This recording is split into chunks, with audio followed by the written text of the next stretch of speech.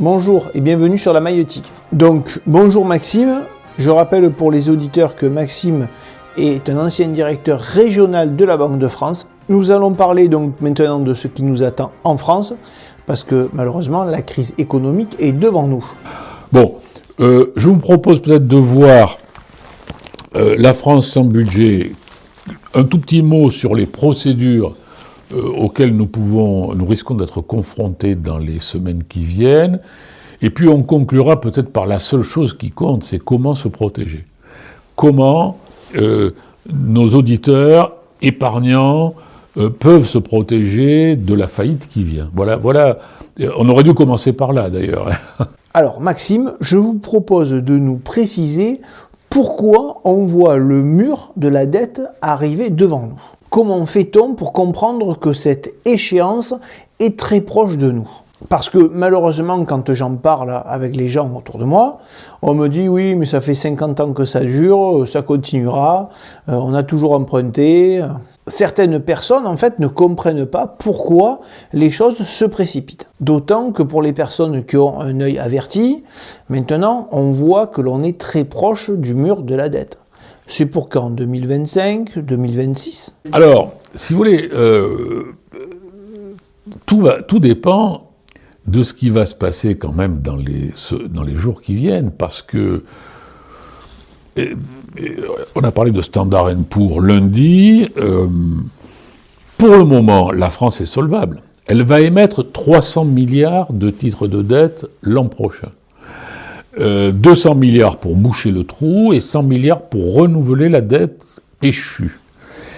Mais notez bien ce chiffre, sur les 300 milliards, 200 milliards vont venir de l'étranger. Donc les 2/3 des prêts qui nous sont faits viennent de l'étranger.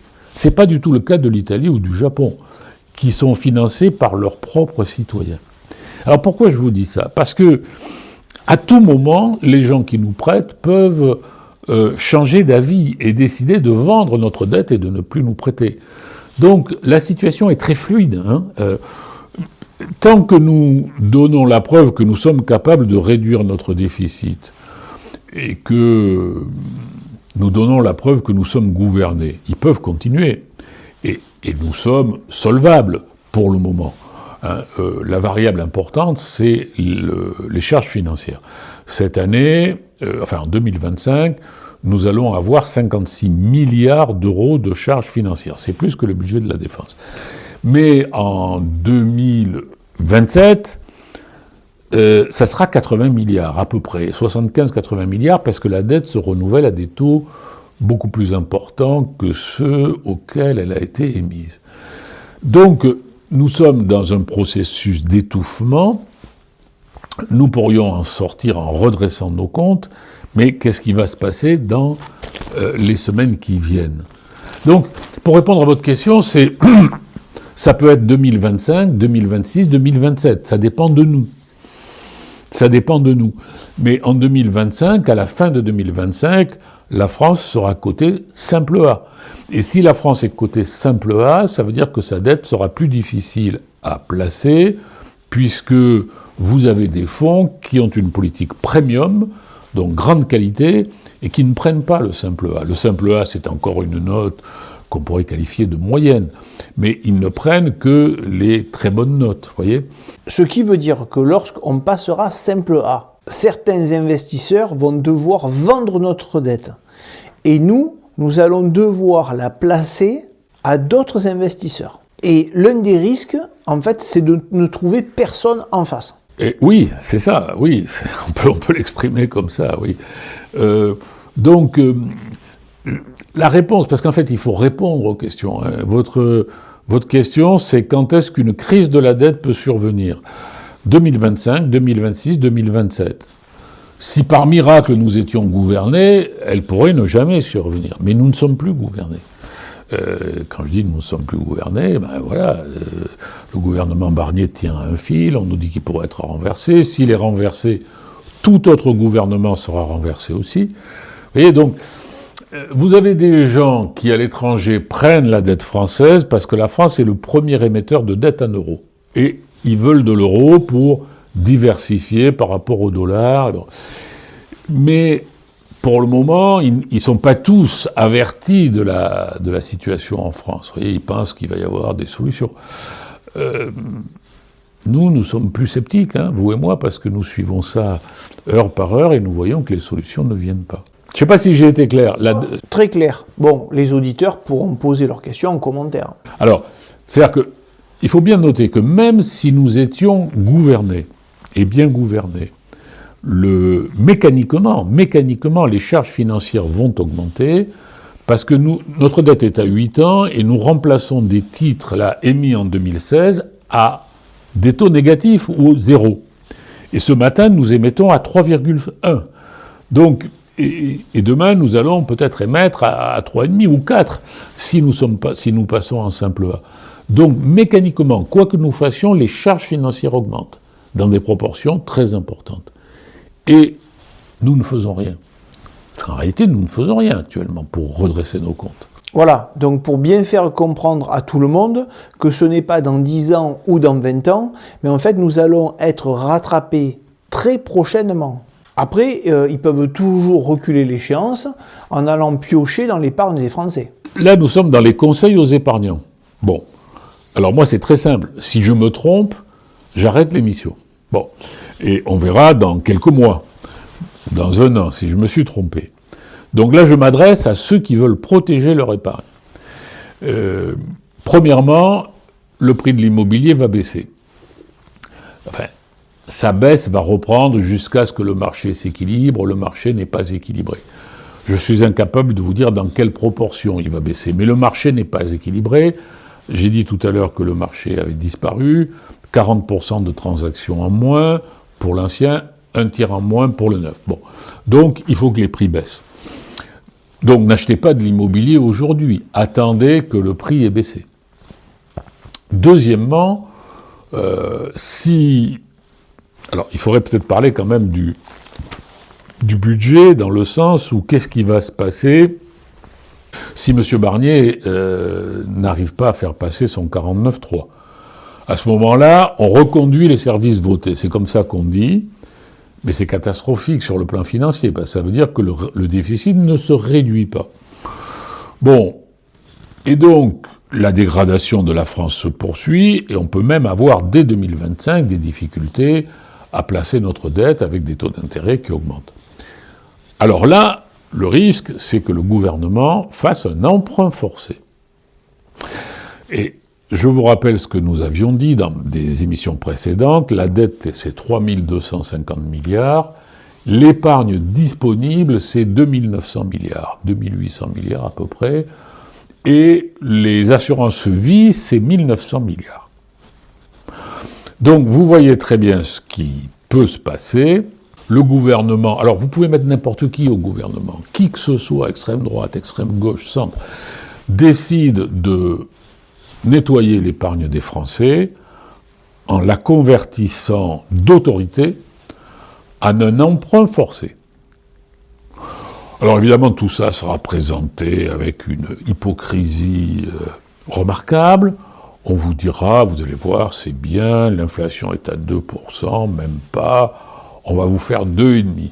Et même, comme on vous aime beaucoup, on va vous faire 3%. Et donc, vous voyez, par rapport à vos assurances vie, vous ne perdrez presque rien. Sauf que vos assurances vie, vous pouvez les retirer quand vous voulez. Si vous avez besoin de 2 000 euros, vous prenez 10 000 euros. Si vous avez besoin de 30 000 euros, vous prenez 30 000 euros, à condition de les avoir, évidemment. L'emprunt forcé, ça ne sera pas forcément une obligation négociable. Ça sera un emprunt forcé. Et donc, théoriquement, on vous remboursera dans 10 ans. Mais en pratique, peut-être que vous ne pourrez pas négocier ce titre-là.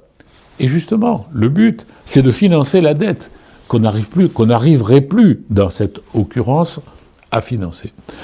Donc, ce projet, moi, je peux vous dire de sources sûres, que je ne citerai pas ici, mais de sources très sûres à Paris, et au plus haut niveau de la fonction publique française, ce projet existe.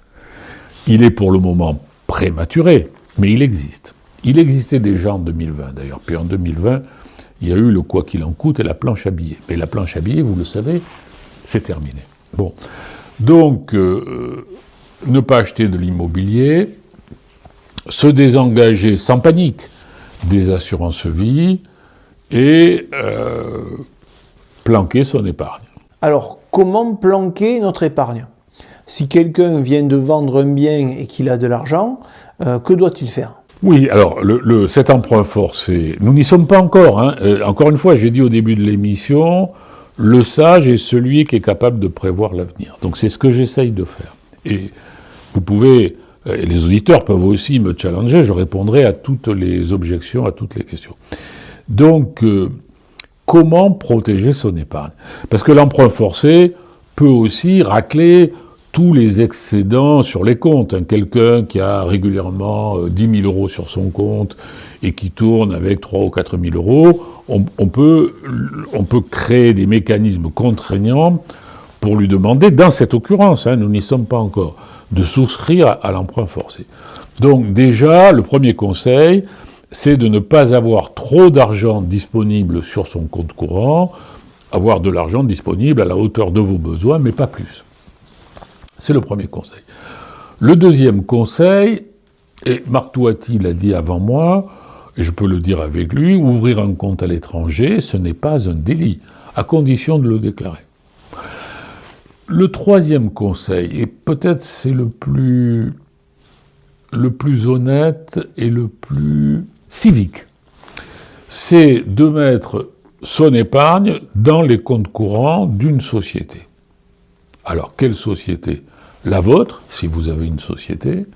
Compte courant d'associé, ça appartient à l'associé, on ne peut pas vous le prendre, vous êtes créancier, et si la société est en bonne santé, vous ne risquez rien.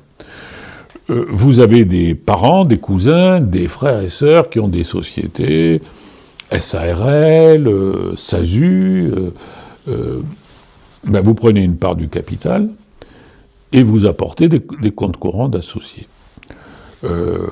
Si la société est saine, même si votre argent ne sert à rien parce qu'elle n'en a pas besoin, c'est une manière de le sortir d'un affichage d'épargnant.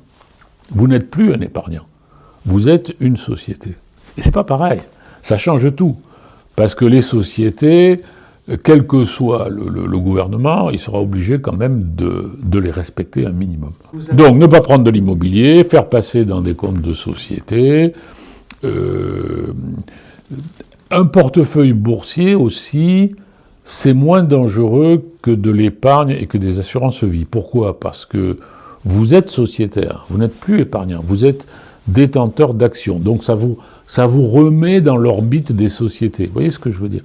Oui, si on veut, on peut placer dans un ETF, comme le CAC 40, si on veut rester dans les 40 plus grosses entreprises françaises, ou passer sur le S&P 500, qui est le regroupement des 500 plus grosses entreprises aux États-Unis.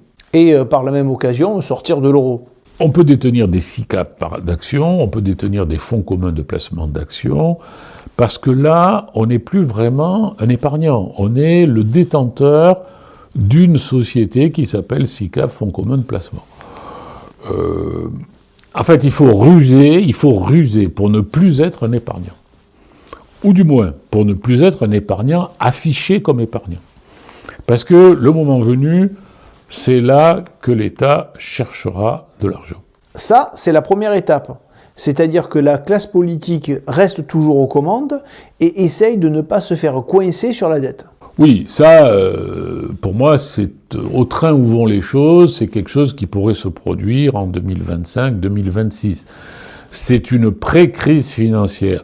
D'ailleurs, ce qui est attachant chez Michel Barnier, c'est qu'il a dit la vérité. Il a dit « Je dois prendre des mesures d'urgence parce que nous allons vers une crise financière ». Il l'a annoncé. Le problème, c'est que il n'a pas de majorité, c'est une banalité de le dire, et les mesures à prendre, il faudrait les prendre en fait par l'article 16 de la Constitution, c'est-à-dire par des mesures d'urgence ayant pour but d'assurer la continuité de l'État et ayant pour but d'assurer le respect de nos engagements internationaux, puisque nous sommes dans une procédure européenne pour déficit excessif. Et ça, il n'y a que le président de la République qui peut le faire. Et j'ai des amis qui me disent « Non, bah, tu plaisantes, s'ils faisaient ça, il y aurait 20 millions de personnes dans la rue, on crierait à la dictature. » Donc, M. Barnier est sincère. Moi, j'ai tendance à penser qu'il est lucide, mais il n'a pas les moyens de faire ce qu'il faudrait faire. Oui, dans le cas où ils arrivent à récupérer 200 milliards sur l'épargne. Cela nous protège de la crise financière et permet de rallonger les finances de l'État. Oui, ça peut, vous avez raison, nous protéger, nous rallonger, et c'est en plus pertinent parce que l'Italie se finance par ses citoyens, le Japon se finance par ses citoyens, la France se finance par l'étranger. Donc, ça a du sens de dire aux Français, financez votre État.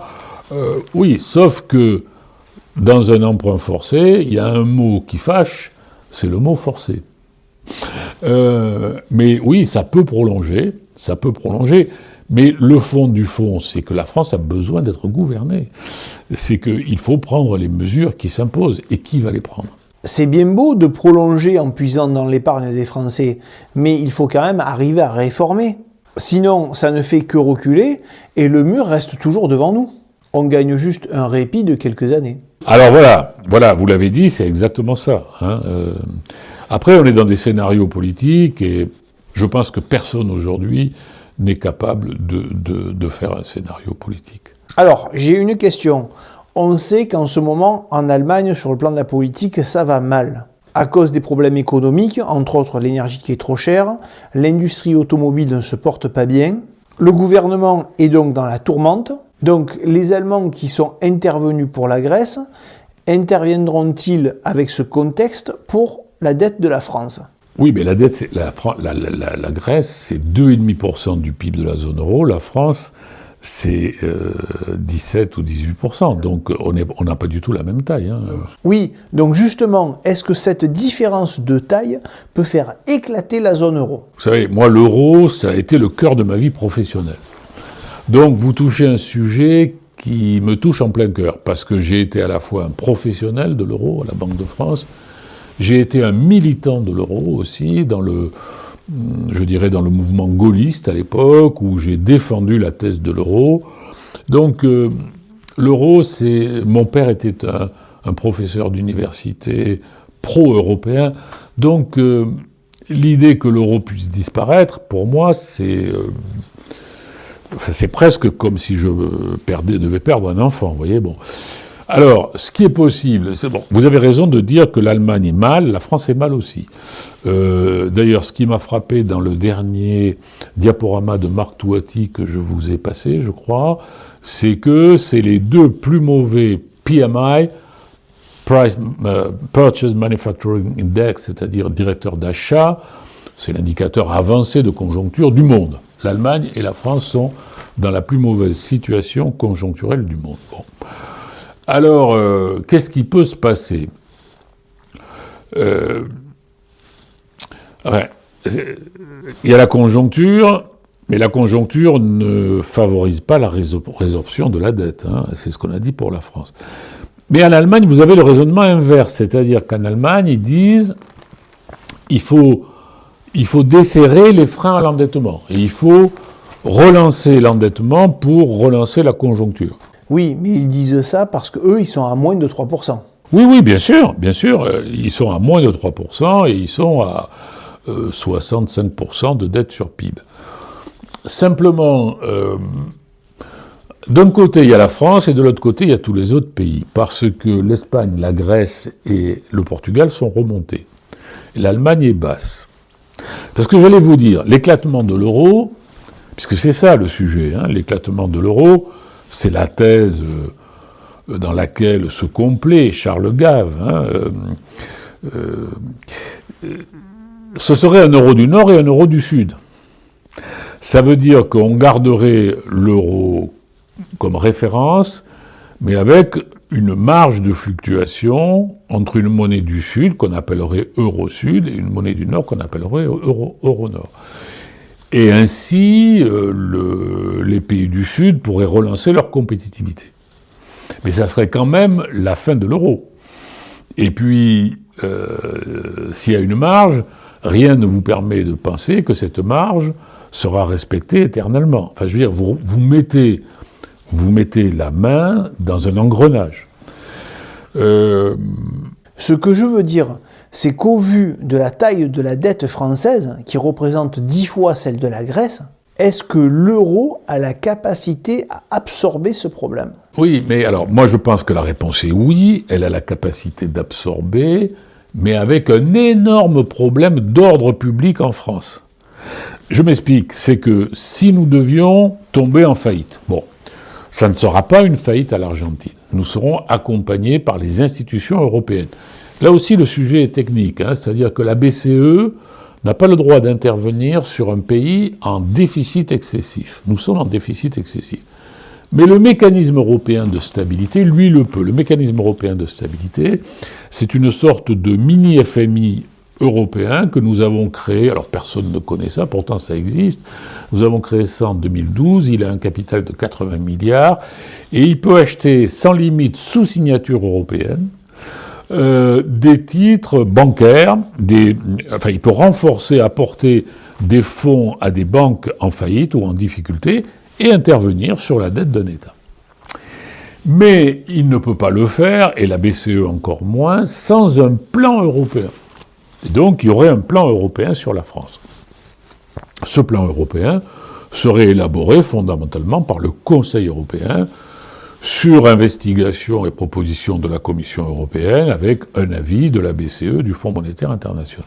Mais, et là c'est le cœur de la réponse, c'est que les mesures à prendre pour la France seraient tellement à l'opposé de tout ce que les Français ont entendu depuis des années, et ça serait tellement dur que nous aurions de très graves troubles à l'ordre public, voire guerre civile.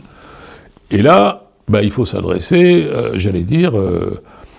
à la gendarmerie nationale, à la police nationale. Est-ce qu'ils seraient capables de maintenir l'ordre? Parce qu'en fait, le scénario, c'est le président, la présidente, ça peut être n'importe qui, ça n'a aucune importance. Ça peut même être M. Mélenchon, est tenu de mettre en place ce plan, parce que sinon on sort de l'euro et on est complètement ruiné.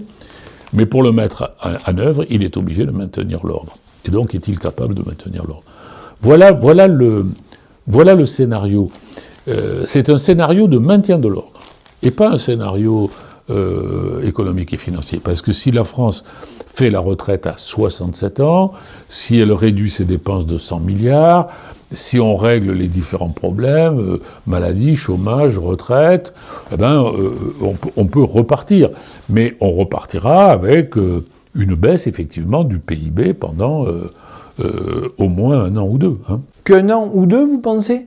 Parce qu'en Grèce, le PIB de 2023 n'a toujours pas rattrapé le PIB qu'il y avait avant la crise de 2008. Oui, mais alors, je pense quand même qu'on ne peut pas comparer la France à la Grèce dans le sens où nous savons lever des impôts, nous savons...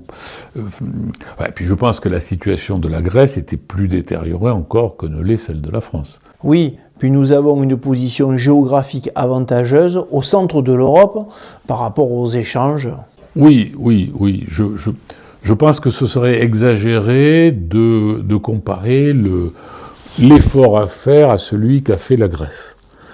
Mais mes amis parisiens me disent on est dans un scénario qui se rapproche de celui de la Grèce, c'est-à-dire d'une faillite accompagnée par les institutions européennes. C'est ça l'idée clé. Faillite accompagnée par les institutions européennes. Puisque la classe politique française est incapable. On remarque également que ce ne sont pas que les finances de l'État central qui sont en difficulté. Les mairies, les départements et même les régions sont aussi en déficit. On risque d'avoir une cascade de faillites. Oui, alors vous avez raison de dire ça parce que, alors la presse, à ma connaissance, n'en parle pas, mais vous avez des départements en faillite déjà. Alors un département ne peut pas être en faillite, c'est une entité publique, mais ils sont en situation d'arrêt de paiement par rapport à certaines grosses associations qui quelquefois portent des établissements médicaux. Et pourquoi? Parce que la baisse du prix de l'immobilier a fait baisser les transactions, les droits de mutation qui sont la principale ressource des départements. Donc, effectivement, d'ailleurs, M. Barnier est parti comme un pompier pour éteindre l'incendie. Et donc, vous avez vu, il a décidé qu'il y aurait une augmentation des droits. Sur les droits de mutation dans l'immobilier collectés par les notaires au moment de l'achat de biens immobiliers. Oui, et puis on parle même de la création d'une taxe d'habitation, d'une nouvelle taxe d'habitation qui ne portera pas ce nom. On trouvera un habillage, etc. Mais vous avez raison de souligner que c'est une cascade et que nos départements sont déjà en situation de faillite. Mais en fait, ce qui est terrifiant, vous savez, moi j'ai obtenu le grade d'officier des Palmes académiques parce qu'à un moment de ma carrière, j'ai décidé d'ouvrir toutes les bases de données de la Banque de France à l'éducation nationale. Et de mettre mes directeurs au service de l'éducation nationale pour faire des conférences et répondre aux questions. Mais ce travail n'a pas vraiment été fait d'éducation économique et financière des Français. Et les Français sont complètement dans les choux. Mais encore une fois, moi, le chiffre que je trouve le plus extraordinaire, c'est le Conseil d'orientation des retraites nous disait, en 2023, c'est équilibré. Ah ben oui, mais il y a 70 milliards de subventions dans le budget de l'État qui sont financés par emprunt, donc c'est pas équilibré. Et donc, Madame Borne, c'est pas 64 ans en 2030 qu'il fallait faire, c'est 67 ans tout de suite. Je mets à part les métiers pénibles, évidemment, hein, les métiers pénibles ou les carrières longues, enfin tout doit être traité, hein. Mais les Français ne financent pas leur retraite. Les Français ne financent pas les maladies ont explosé, et les Français donnent des allocations chômage à des gens qui ont des emplois possibles mais qui ne veulent pas prendre. C'est ça la situation de la France. L'autre soir, dans cette soirée où je me trouvais à Toulouse, avec une personnalité de premier plan, très bien informée, il y a un monsieur qui me disait si nous avions le même taux d'emploi des jeunes et des seniors que l'Allemagne, nous n'aurions plus de déficit. Et je lui dis, mais oui, mais c'est le graphique que le gouverneur de la Banque de France a présenté il y a 2 ans le fameux, enfin quand je dis fameux, j'ai tort de dire fameux, Conseil de la refondation qu'avait lancé Emmanuel Macron. Personne n'a jamais compris ce que c'était, mais le but c'était effectivement de refonder la protection sociale et de refonder finalement et de maintenir la France telle que nous en avons hérité du Conseil national de la résistance. Alors, il avait fait un jeu de mots, Macron, Conseil national de la refondation. Et donc le gouverneur de la Banque de France, j'ai le graphique, hein, je le montre à mes étudiants de temps en temps, montre qu'il nous manque 10 points d'activité des jeunes et des seniors. Donc voilà tous les sujets qu'il faudrait mettre sur la table avec un pédagogue, hein, quelqu'un qui explique ça. On pourrait même présenter à la télévision des graphiques, c'est pas très difficile à faire. Mais on ne le fait pas, personne ne le fait. Oui, parce qu'en fait tout ça, c'est le déni. C'est le rôle que joue le déni dans les sociétés. Bien, merci Maxime pour ces éclairages. Merci à vous de nous avoir suivis.